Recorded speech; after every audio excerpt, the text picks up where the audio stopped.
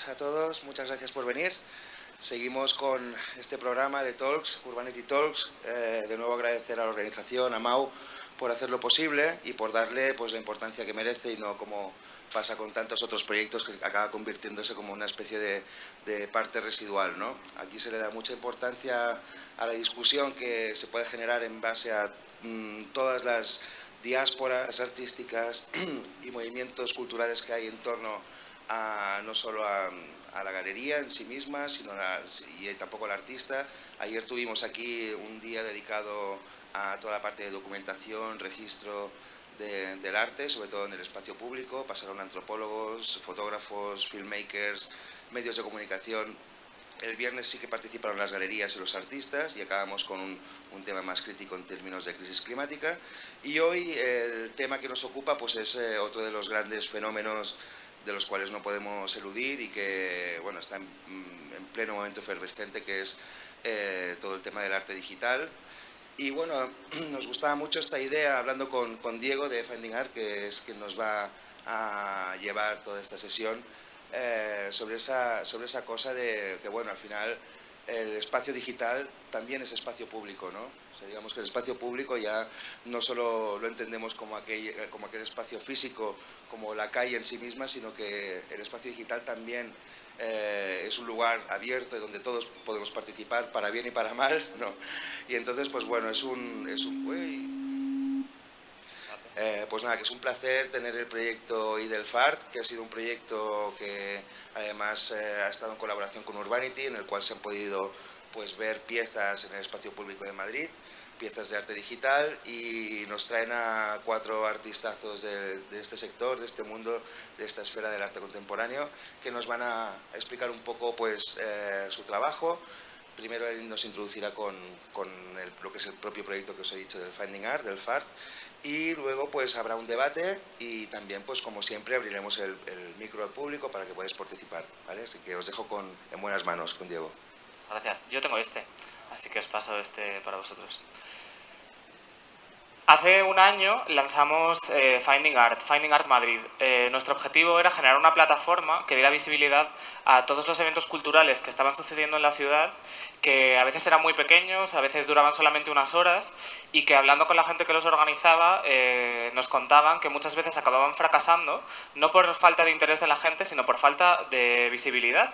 Muchas veces pasaban desapercibidos entre toda la marabunta de la comunicación de Madrid y nadie los conocía.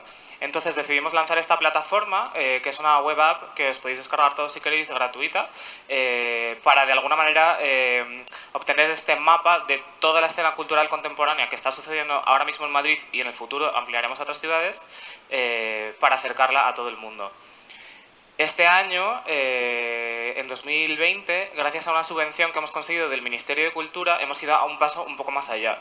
Y nos hemos dado cuenta que dentro de nuestra aplicación lo que más fallaba, no lo que más fallaba, lo que más faltaba era arte digital. La oferta de arte digital en Madrid prácticamente no existe, su presencia en ferias es bajísima, no hay ningún centro 100% especializado en este sector, y entonces decidimos poner en marcha, en colaboración con Urbanity, las acciones urbanas de arte digital. Son una serie de acciones que han sucedido durante toda esta Semana del Arte, que de hecho siguen sucediendo hoy, son el último día, y una de ellas, una de las que estamos como más orgullosos de ella, es esta, 10 segundos, 20 artistas. Es una exposición de arte digital que hemos comisariado en todas las pantallas urbanas de JCDecaux, en todas las marquesinas de los autobuses por toda la ciudad, con una selección de 20 artistas y creadores vinculados a la ciudad de Madrid, que han producido 20 piezas que se pueden ver durante todo el día en las marquesinas.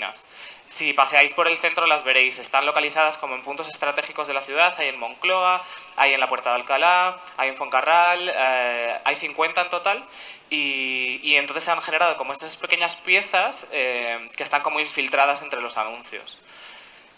Pero vamos a volver a por lo que estamos hoy aquí, que es nuestra última acción, que es urbana y digital.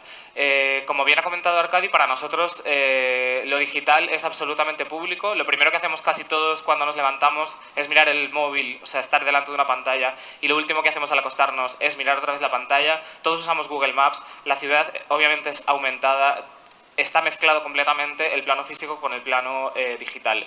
Y en ese sentido queríamos, aparte de las acciones, que tienen un punto como de producción muy fuerte, queríamos pararnos a pensar sobre ello. Y para eso hemos invitado a 5 artistas. Una de ellas no ha podido venir porque está súper mala con la gripe y no nos quiere pegar el coronavirus, pero entonces solamente tenemos a 4 que nos parece que generan una radiografía como muy interesante de distintos planteamientos de lo digital y lo urbano desde la ciudad de Madrid. Son 4 artistas que les tenéis ya todos aquí en distintos puntos de sus carreras, pero que tienen muchos puntos en común. Entonces les hemos pedido que cada uno de ellos se prepare una presentación de 5 minutos, que de hecho va a pasar automática, o sea que los tiempos van a ser como bastante justitos, que nos cuenten algo, algún proyecto, alguna línea de investigación, lo que ellos quieran en 5 minutos, y cuando terminen haremos una ronda de preguntas entre todos en las que ellos se preguntarán entre ellos, vosotros nos podéis preguntar, yo preguntaré y quien quiera sumarse a la conversación, fenomenal. Entonces, empezamos con la primera artista, me voy a sacar la chuleta, que es Andrea Muniain, aquí en el centro, que Andrea comenzó a trabajar a partir del trabajo Virtualidad Corpórea en 2018, una videoinstalación que considera las posibilidades de la autopercepción que permite la representación del cuerpo digital. Desde entonces ha trabajado de mano con Adina L. Velázquez, creando un conjunto de trabajos basados en la fisicalidad de lo virtual y en la forma en la que vemos nuestros cuerpos en el mundo postdigital. Os dejo con Andrea, muchísimas gracias.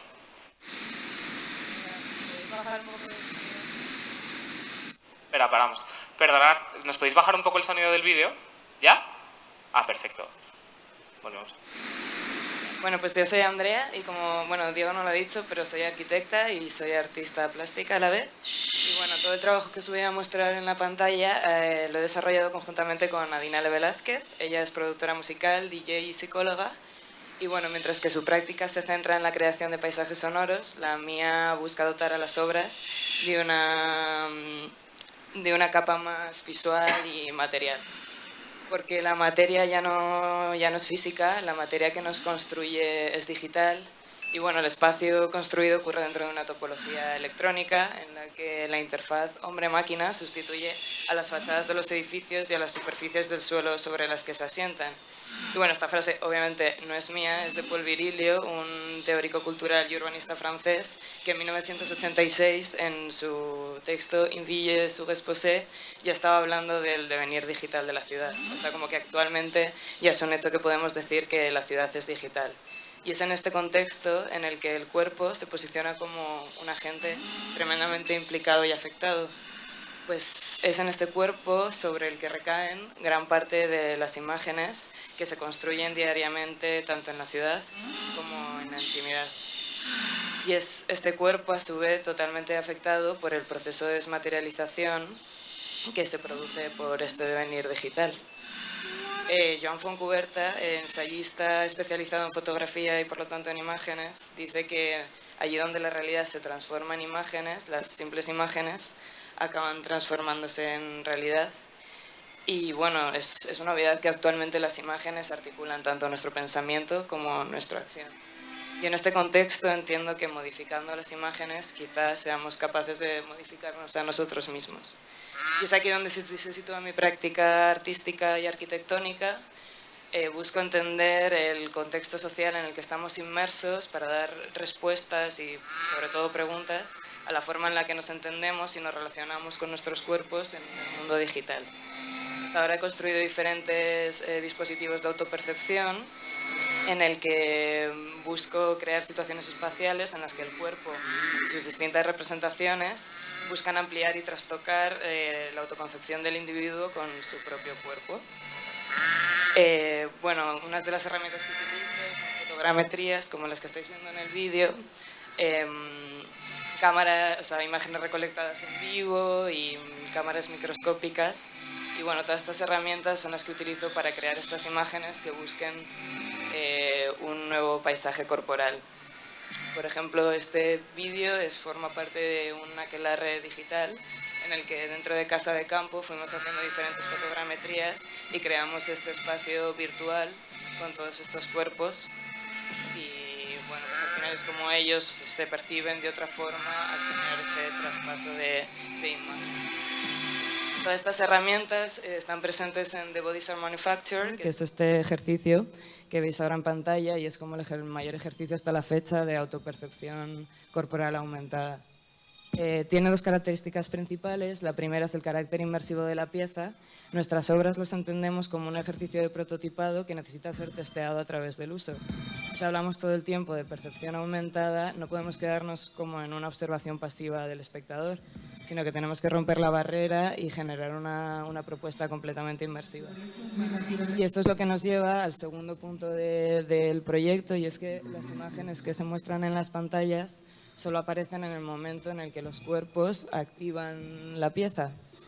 Se recrea entonces un ejercicio colectivo en el que los cuerpos ajenos al ejercicio artístico, es decir, los espectadores de la pieza, en el momento que dan un paso y buscan una interacción con la pieza, se convierten en el material proyectado dentro de las pantallas. O sea, ellos son los que se proyectan y sus imágenes son las que pasan a verse desde esos nuevos cuerpos expectantes. Entonces hay como una especie de cadena perceptiva entre las personas, los cuerpos que observan y los cuerpos que activan. Es como muy bonito cómo se va activando la pieza de esa forma.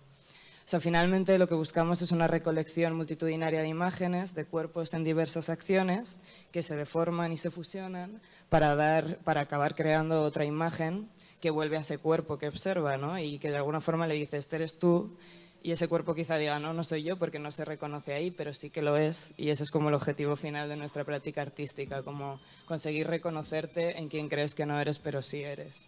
Al final entendemos que somos una especie de sustancias amorfas que confluyen y van desarrollándose en diferentes contextos y círculos divergentes, que al final en esta situación como tan fluctuante lo que nos queda de alguna forma es querernos, cuidarnos a nosotros mismos y buscar una aceptación propia.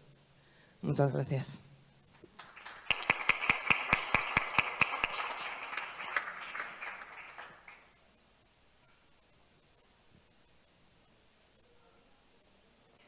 Nuestro siguiente invitado de hoy es Solimán López, aquí a mi izquierda. Solimán centra su práctica entre lo analógico y lo digital. Su principal interés radica en la conexión entre la historia del arte, las problemáticas sociales y psicológicas derivadas de la revolución digital y la exploración del lenguaje tecnológico como vía de comunicación artística. Su trabajo ha sido mostrado en más de una quincena de países, destacando además su labor como investigador en torno a las materias descritas. ¿Empezamos? Buenos días. Arrancaba esta presentación con la pieza Celeste, que casualmente está ahora aquí en Madrid, que vamos a hacer un proyecto conjunto con Colombia, donde hay una interpretación de la bóveda celeste a través de un dispositivo tecnológico. Es una pieza bastante romántica que lo que está haciendo es utilizar la tecnología como un motor de visibilización continuo, que lo que va haciendo es compartir ese ojo digital y lo va subiendo a un servidor, y el servidor lo que hace es que transforma en tiempo real los colores del cielo en una cartografía, en una interfaz digital que va ocurriendo en tiempo real. La pieza evidentemente no habla solamente del espacio de la bóveda celeste como espacio romántico, como espacio de mirada al paisaje, sino que también habla de la ruptura de la frontera, la ruptura de la sensación de esa dicotomía que tenemos entre la frontera física y la frontera metafórica, ¿no? La obra lo que está planteando es que realmente es posible, gracias a las nuevas tecnologías, el tener un espacio común donde dos cielos, en este caso, por ejemplo, el de Colombia junto con el español, pueden convivir en un mismo espacio museístico. En el caso de Grid, es una pieza también reactiva en tiempo real, es lo que yo venía a llamar como una sinfonía audiovisual, que lo que hace es modular una interfaz en tiempo real a través de los niveles de señal wifi que los teléfonos de la gente alrededor de la pieza van emitiendo en tiempo real. Todos tenemos un dispositivo telefónico en el bolsillo, ese dispositivo telefónico está emitiendo en tiempo real pulsos para conectarse al espacio virtual, a lo que yo he venido a llamar la birrealidad, ¿no? Y en este caso Grid lo que hace a través de una pequeña esfera equipada con un receptor wifi, lo que va haciendo es recibiendo ese rango de 0 a 100, y con ese rango de 0 a 100 en esa intensidad voy modulando señales MIDI y, por supuesto, la interfaz gráfica, ¿no?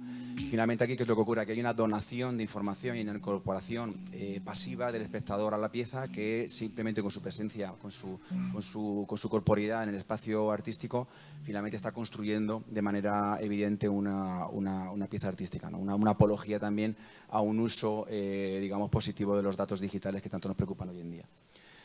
Grid se presentó en la Nuit Blanche de París hace apenas unos meses, y luego también lo hemos mostrado en Argentina recientemente.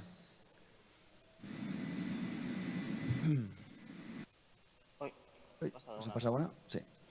En Inverse Triangulation, que se presentó por primera vez en el Centro de Arte de Burgos, la exposición Key-Axis.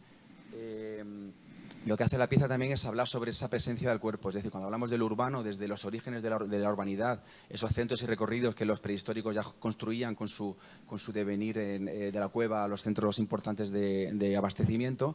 En Inverse Triangulation lo que genera lo que habla es de ese silencio imposible gracias a las nuevas tecnologías. Es un homenaje también a los silencios de John Cage. Él se quedaba mudo delante de un auditorio aproximadamente 3,22 segundos para ver la reacción del público, y lo que hace Inverse Triangulation es todo lo contrario. Espera, es un software que espera 3,22 segundos, y cuando esa cuenta atrás llega al segundo número 0, lo que hace es que la obra busca mi presencia en el mundo. A través de una aplicación que llevo en el teléfono, lo que hace es que la obra verbaliza, a través de un sistema de conversión entre texto y audio, verbaliza mi posición. Dice latitud, ta, ta, ta, ta, ta, ta. Y entonces el público básicamente lo que puede es reconocer la figura del artista en su no presencia en el espacio expositivo, ¿no? A su vez, la pieza también está equipada para que el público pueda, una vez que sale de la exposición, enviar sus pulsos a la obra, y la obra las vuelve a virtualizar. Actualmente hemos cambiado la interfaz, es una interfaz un poquito más atractiva, pero bueno, este vídeo lo teníamos aquí también para mostrarlo.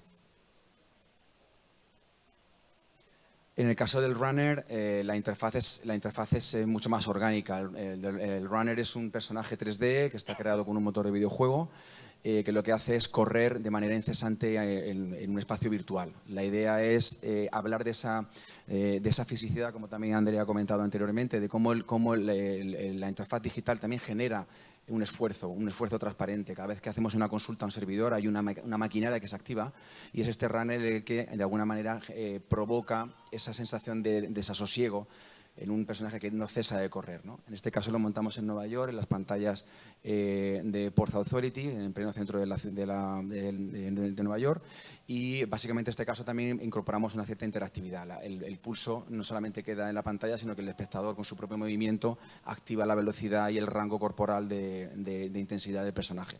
Hay una base de datos que va construyéndose en tiempo real también, que va guardando el gasto cinético a través de calorías virtuales, kilómetros recorridos, que también habla un poco también de ese espacio urbano otro que existe en la plataforma online. Y por último, me interesaba también hablar de la pieza Launchpad, que se presentó por primera vez en la Bienal de Arte Digital de Brasil, en Río de Janeiro, en el espacio Hoy.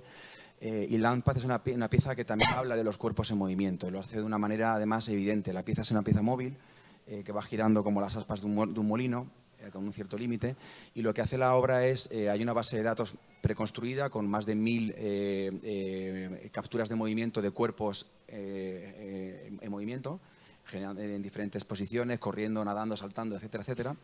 Y esta base de datos se encuentra localizada en 2 servidores en el hemisferio norte y otros 2 servidores en el hemisferio sur. Lo que hace la pieza es que cuando genera ese movimiento cinético de subida y de bajada va intercambiando en tiempo real los archivos, los va mandando de un servidor al otro en directo. Lo que ocurre aquí es que realmente es como la tecnología, como el concepto del cuerpo se ha reificado, se ha cosificado, y como una pieza es capaz de, a su vez, en su propio movimiento, mover y trasladar a lo largo y ancho del mundo cuerpos previamente registrados, ¿no? Al final, y como resumen de mi práctica artística, pues es un poco este camino de ida y vuelta entre lo que es el espacio físico, el espacio virtual, sobre todo un tema que me está interesando mucho ahora actualmente, que es el hablar de la presencia y cómo el ser humano ha dejado de estar en un espacio único, sino que ya está multiplicado en diferentes plataformas y con todas las consecuencias genealógicas y metafóricas que tiene esta trayectoria, ¿no? Así que creo que voy a tiempo, no sé si Sí, luego podemos seguir. Gracias. Muchísimas gracias. Tiene ya, yo creo. Sí. Tiene. Nuestra siguiente invitada de hoy es Lola Zoido, que comenzó su carrera en Sevilla, pero actualmente reside en Madrid. Su producción combina una mirada desde lo analítico y lo poético sobre las relaciones que surgen entre la intersección de los planos digital y físico. Ha participado en exposiciones tanto a nivel nacional como internacional y ha obtenido diferentes becas y residencias. Cuando quieras. Hola, buenas. Pues yo para esta mesa redonda he traído una serie de trabajos o de ideas que, bajo mi punto de vista, relacionan la creación digital con el espacio público. Mi práctica, como ha dicho Diego, es un poco en torno a las idas y venidas de los objetos, las personas entre el plano digital y el físico. Entonces, bueno, centrándome en esta imagen que aparece, es pertenece a un proyecto que hice ya hace como 4 años, que surgió pues explorando un poco aplicaciones como mapas y tal, porque me interesaba mucho pues eso, la forma de cómo se recrea el espacio real, el espacio físico en un plano digital. Las texturas que salían o se creaban me interesaba mucho, y en ese proceso de investigación empecé a hacer como capturas de pantalla de diferentes momentos o detalles que me llamaron mucho la atención y que pertenecen, bueno, a lugares públicos o privados, pero que para mí, al estar ya en una aplicación, para mí ya es un espacio público, porque todos podemos acceder a ella. Y nada, son como pequeños momentos que se han quedado registrados de manera azarosa a través de, pues, no sé, un satélite o el sistema que hayan utilizado para capturar este tipo de imágenes, y que, bueno, ya han quedado para siempre, aunque sea un mensaje en la arena, que es algo que en la realidad desaparecería en un momento, o gente tumbada en el suelo, pues ya se ha quedado para siempre, y que también de alguna manera ha sido una forma de recorrer virtualmente un espacio, pero simplemente sentada en mi escritorio y con el ordenador. Y bueno, ahora lo que... Si quieres pasa. Sí. Que pensé que se acababa ya y me he liado. Bueno, aquí son una serie de vídeos e imágenes, no es algo que haya hecho yo, pero es algo que relaciono directamente con mi trabajo y que me llamó mucho la atención, y fue la lona que cubrió la fachada del Ayuntamiento de Madrid en el proceso de restauración hace un par de años, y que es una forma de pues, cubrir el edificio con una imagen digitalizada del edificio, creando unas texturas que están como con muy baja resolución, pixeladas, y forman, bueno, pues ese metaedificio, y combina eso, las idas y venidas de, por ejemplo, este edificio, del plano digital al físico, que eso, que es algo que, y bueno, es una forma de intervenir el espacio público, aunque en este caso obviamente no ha sido desde un punto de vista artístico de manera intencionada, pero bueno, yo desde aquí me encantaría proponer cualquier ayuda para llevar a cabo algún proyecto de este tipo. Que no es algo fácil, pero bueno, yo encantada si se pudiese realizar en el futuro. Y bueno, ya la última parte de la presentación me quería centrar en una de las ideas en la que se basa últimamente mucho mi trabajo, que es la realidad aumentada. Es un formato relativamente reciente, pero que cada vez está teniendo pues un uso, pues eso, increíble. Y al principio me interesaba mucho esta idea, y porque creo que es una forma muy buena de llevar creaciones digitales a un público súper amplio. Y al principio, bueno, utilizaba aplicaciones que trabajaban con esto, pero a partir de la aparición de los filtros de Instagram, que ha sido como un boom,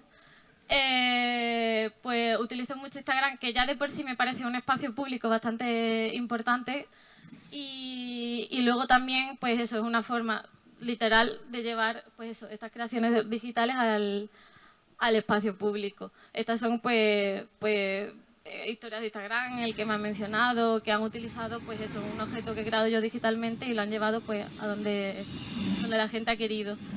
Me parece un formato de creación artística totalmente válido, aunque sí que es verdad que no está todavía considerado como tal, pero la realidad aumentada me parece un formato pues igual de válido que otras disciplinas. Lo que pasa que claro, que como es algo relativamente reciente, todavía no sabemos los alcances que va a tener o los límites que va a tener este formato, que a mí eso me parece lo más interesante de todo, porque yo creo que dentro de 5 años nos reiremos de lo que hacíamos ahora y lo que se hará en un futuro. Y yo creo que eso es lo más interesante, que yo que sé que otros formatos, pues bueno, ya conocemos un poco las limitaciones o no, pero este pues, es la forma más evidente de bueno, estamos estableciendo todavía los límites de lo que se hace, lo que no se puede hacer, o lo que se podrá hacer en un futuro. Muchas gracias.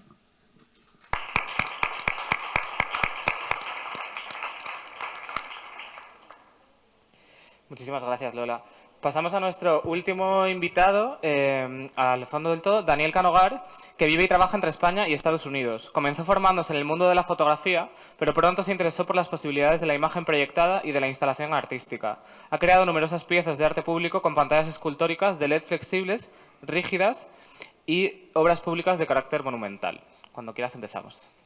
Gracias, Diego.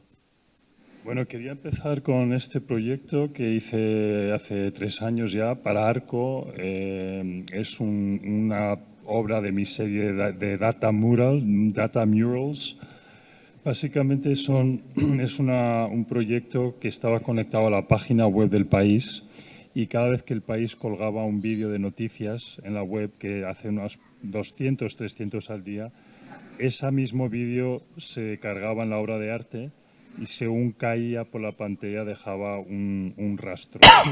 El rastro, los contenidos cromáticos del rastro están relacionados evidentemente, como veis, con el vídeo, con el contenido del vídeo, y las noticias nuevas están constantemente tapando las que acaban de ocurrir hace unos segundos. La obra básicamente es un intento de representar la vorágine constante de noticias que ha roto un poco los ciclos tradicionales que había anteriormente en una era predigital de la compra del periódico por las mañanas o el visionado de las noticias en la televisión a las 9 de la noche del telediario. Hoy en día es 24 horas, 7 días a la semana, ese bombardeo constante que yo creo que además crea un desasosiego y una especie de ansiedad constante que de alguna forma yo estoy intentando como buscar una especie de orden interno, casi diría mántrico, de lo que significa la experiencia de esta información constantemente que nos llega, ¿no? Estoy muy interesado en representar algo que no tiene imagen o no tiene representación, que es data. Como esta obra que vemos aquí, Silent, que es una obra muy pictórica de aspecto, pero que está tomando en tiempo real datos del mercado de valores, de fondos índice. Estas obras normalmente las proyecto en gran formato, yo los considero como un nuevo formato de mural, de graffiti casi. Aquí volvemos a tener la obra de las noticias, en este caso conectado a la CNN. Tengo una versión que está conectado a 10 canales de todo el mundo. Todos estos mundos intangibles, estos mundos que de alguna forma en esta misma sala estamos ahora mismo bombardeados, inundados de data, y sin embargo no lo vemos. Yo creo que esto genera una verdadera crisis de visualización y de representación. Como ciudadanos y como público necesitamos encontrar formas de poner cara al mundo del data, ¿no? Y yo a través del arte estoy encontrando una forma, y sobre todo a través de la abstracción, una forma de intentar darle esta cara al mundo del Big Data. Esto es la obra Sica Ingentium, es un homenaje al DVD, a la muerte del DVD. Son 2.400 películas en formato DVD. Visioné todas estas películas y extraje fragmentos de cada una de ellas, que es lo que proyecto sobre la superficie de los DVDs. Es una obra bastante monumental, tenía 18 metros de largo. La forma del conjunto de DVDs es de la forma de una nube, porque de alguna forma todas las películas que forman parte de este proyecto están en la nube ahora mismo, ¿no? Y bueno, es un poco el final de lo matérico, de contenedores materiales de información. Desde Gutenberg se crea un arco histórico que de alguna forma acaba en el DVD, y desde entonces, con la muerte del DVD, con streaming y el cine ahora se ve básicamente todo en streaming, pues hay un cambio radical, fundamental en la forma que tenemos de manejar, negociar y almacenar información, que es muchísimo más intangible. Este es otro proyecto para una universidad, una escuela de ingeniería, donde creé una especie de pantalla que va haciendo puntadas en el espacio. Yo estoy muy interesado en la relación de lo textil con la pantalla. Yo las pantallas las veo una forma contemporánea de textil, y aquí las pantallas se van entrando y saliendo en el espacio. Cada color está representando una fuente energética diferente en tiempo real del mismo edificio. Por ejemplo, el tráfico de Internet es un color, el aire acondicionado es otro, la electricidad es otro y el agua es otro de los colores. Entonces, la obra de arte está conectada al servidor central que autorregula el edificio, ¿no? Que estamos en este mundo de domótica, donde los edificios se autorregulan a sí mismos casi como un cuerpo humano. Y por las mañanas normalmente hay mucha actividad, ¿no? Sobre todo cuando entran los estudiantes, están todos conectados a Internet. El color de Internet que le representa, que es verde, es muy activo. Lo mismo con el agua y la electricidad, y sin embargo en las horas nocturnas pues la actividad que se ve en la pantalla es mucho más sosegada, ¿no? Las líneas son más tranquilas.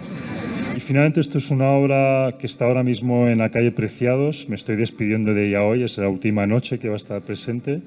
Es una obra que he hecho para el Corte Inglés. Nunca me imaginé que haría un proyecto para el Corte Inglés. Pero la vida está llena de sorpresas. La obra consiste en 85 pantallas recicladas o rechazadas por clientes del Corte Inglés porque tenían algún tipo de daño. Esto para mí es un componente muy importante del proyecto, ¿no? Porque toda esa generación de consumo que crea una empresa como el Corte Inglés también que genera mucha basura. Yo tenía interés en esa basura volver a ponérselo en los escaparates, ¿no? Y lo que vemos sobre las 85 pantallas es una obra generativa, algorítmica, que está conectada en tiempo real a las ventas online del Corte Inglés. No las ventas que hay en el edificio, sino solamente lo que se ve online. La obra, es una pena que no podemos ver el resto del vídeo, la obra es muy abstracta, utiliza el código de barras un poco como ladrillo visual constructivo. Acaba de morir hace unos meses el inventor del código de barras que revolucionó un poco el mercado de retail, sobre todo en los supermercados, pero que fue quizás el primer sistema de codificar todos los productos que se ven en el mercado, ¿no? Y esa especie de abstracción progresiva ha aumentado hasta nuestros días actuales, donde la abstracción es tal que ya ni siquiera estamos en el local para tocar, para palpar, para oler el producto que vamos a comprar, que ha sido fundamentalmente cómo ha funcionado el mercado, ¿no? Hoy en día son las plataformas online. Amazon, sin duda, el Corte Inglés tiene una media de 100.000 productos que vende todos los días en su plataforma online. Y de alguna forma la obra, y acabo, la obra en su abstracción generativa, donde muestra las imágenes de una media de 15, 20.000 productos que se van vendiendo según van pasando el tiempo, es una alegoría a la muerte del centro comercial y la muerte física del edificio como lugar de mercado, ¿no? Y en ese sentido, como urbanismo, si estamos hablando de un urbanismo digital, tenemos que tener en cuenta lo que está ocurriendo con el urbanismo que viene del siglo XIX y siglo XX, que también se está convirtiendo en basura, se está convirtiendo en ruina. Gracias. Muchísimas gracias.